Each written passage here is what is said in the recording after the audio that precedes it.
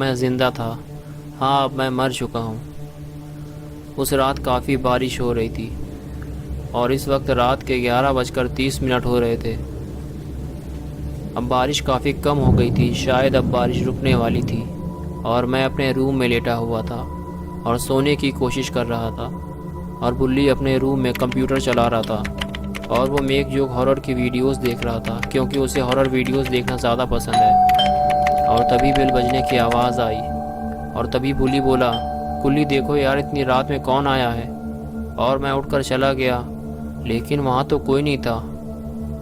हाँ, ज़मीन पर कुछ पैरों के निशान बने हुए थे और वहाँ एक डॉल रखी हुई थी। बुल्ली ने पूछा, कौन आया है गुल्ली? मैंने कहा, भाई कोई नहीं, बस ये डॉल ही रखी हुई थी। बुल्ली ने कहा, लेकिन ये डॉल हमारे दरवाजे पर कौन रख गया है और क्यों? हो सकता है कि बाद में वो इसे लेने आए। मैंने कहा, लेकिन मैं इसे अपने रूम में नहीं रखूँगा, न जाने यह डॉल किसकी है। बुल्ली ने कहा, ठीक है, तुम इसे यहीं छोड़ दो। और फिर मैं अपने रूम में चला गया। बुल्ली भी अपना काम करने लगा।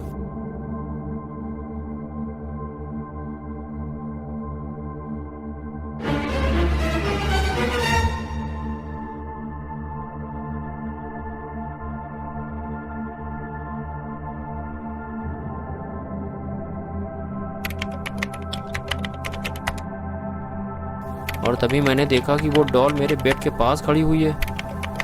और तब मैं उस डॉल को बुल्ली के पास लेकर गया और बुल्ली से कहा, तुमने इसे मेरे रूम में क्यों रख दिया भाई? मैंने तुमसे कहा था कि मैं इसे अपने रूम में नहीं रखूँगा। तभी बुल्ली बोला, मैंने इसे नहीं रखा भाई, मैंने तुमसे कहा था कि इसे यहीं रख दो, शायद तुम ही इसे ले गए होगे। मैंने कहा कि मैं इसे क्यों ले जाऊँगा, मैंने तो पहले ही मना कर दिया था कि मैं इसे अपने रूम में नहीं रखूँगा, लेकिन अब इसे मेरे पास लेकर मत आना। ये कहकर मैं अपने रूम में चला गया और वो डॉल बुल्ली के बेड पर मैंने छोड़ दी थी।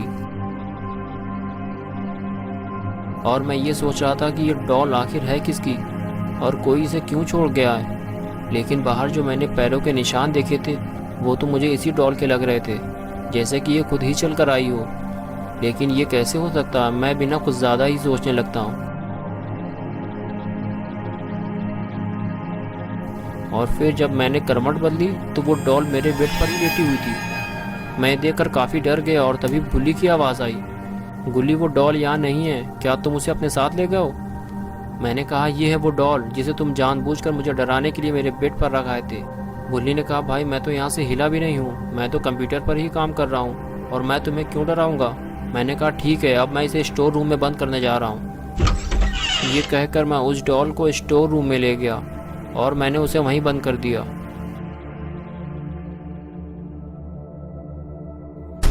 फिर मैं बुल्ली के पास गया और बुल्ली से कहा कि मुझे ये डॉल बड़ी अजीब लग रही है और अगर तुमने इसे मेरे रूम में नहीं रखा था तो वो मेरे पास कैसे आ गई? मुझे इससे डर लगने लगा है। बुल्ली ने कहा, ये सिर्फ एक डॉल है और कुछ नहीं, इसमें डरने की क्या बात है।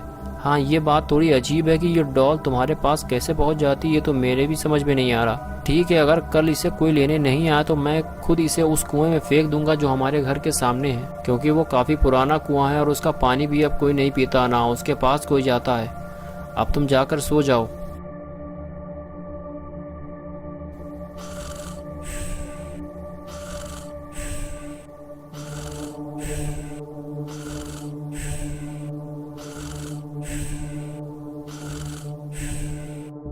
और उसके बाद मैं अपने रूम में सोने के लिए चला गया।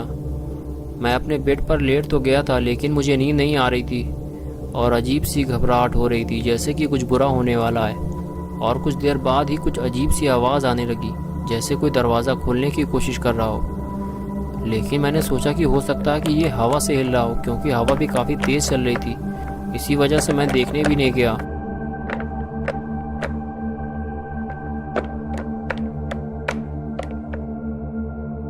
और फिर दरवाज़ा खुलने की आवाज़ आई, जिसने मेरी धड़कनों को बढ़ा दिया, क्योंकि मैं जानता था कि हवा कितनी भी तेज़ हो लेकिन दरवाज़ा अपने आप नहीं खुल सकता।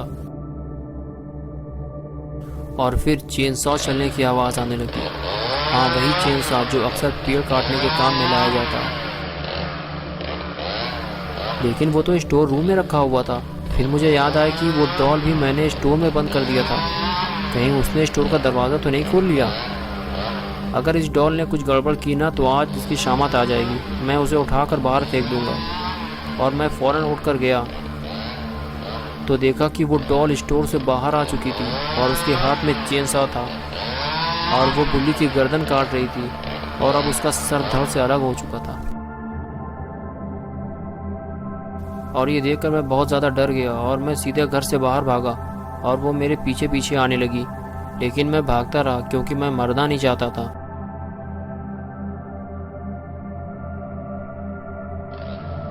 मैं बस भागता रहा। भागते भागते मैं उस कुएं के पास पहुंच गया जो हमारे घर के सामने था। यह काफ़ी पुराना कुआं था और यहाँ के लोगों का कहना था कि इस कुएं में कभी भी झांकना नहीं चाहिए क्योंकि इसमें झांकने वाला ज़िंदा नहीं बचता। और कभी कभी इस कुएं के आसपास कुछ चीज़ें भी पड़ी मिलती थी, जैसे कि खिलौने, खाने की चीज़ें और पैसे, लेकिन उन्हें कोई नहीं उठाता था क्योंकि सब जानते थे कि ये एक छलावा है, क्योंकि हर साल ये कुआं किसी न किसी की जान लेता है। और अब मुझे यकीन हो गया था कि ये डॉल भी इसी कुएं से आई है और इसे हमें अपने घर में नहीं रखना चाहिए था, लेकिन इसे रखने की सज़ा हमें मिल चुकी थी। मेरा दोस्त बुल्ली मर चुका था, लेकिन मैं मरना नहीं चाहता था। मैं बस छुपा हुआ था और ये सोच रहा था कि वो डॉल जहाँ से भी आई है वो वापस चली जाए। और तभी कुएं में कुछ गिरने की आवाज़ आई। मुझे लगा कि वो डॉल शायद इसी कुएं से आई थी और इसी कुएं में वापस चली गई है। और तभी मैंने उस कुएं में झाँक कर देखा, लेकिन मैं एक बात भूल गया कि इस कुएं में झाँकने वाला ज़िंदा नहीं बचता। और कुएं में झाँकने की कीमत मैंने अपनी जान देकर चुकाई।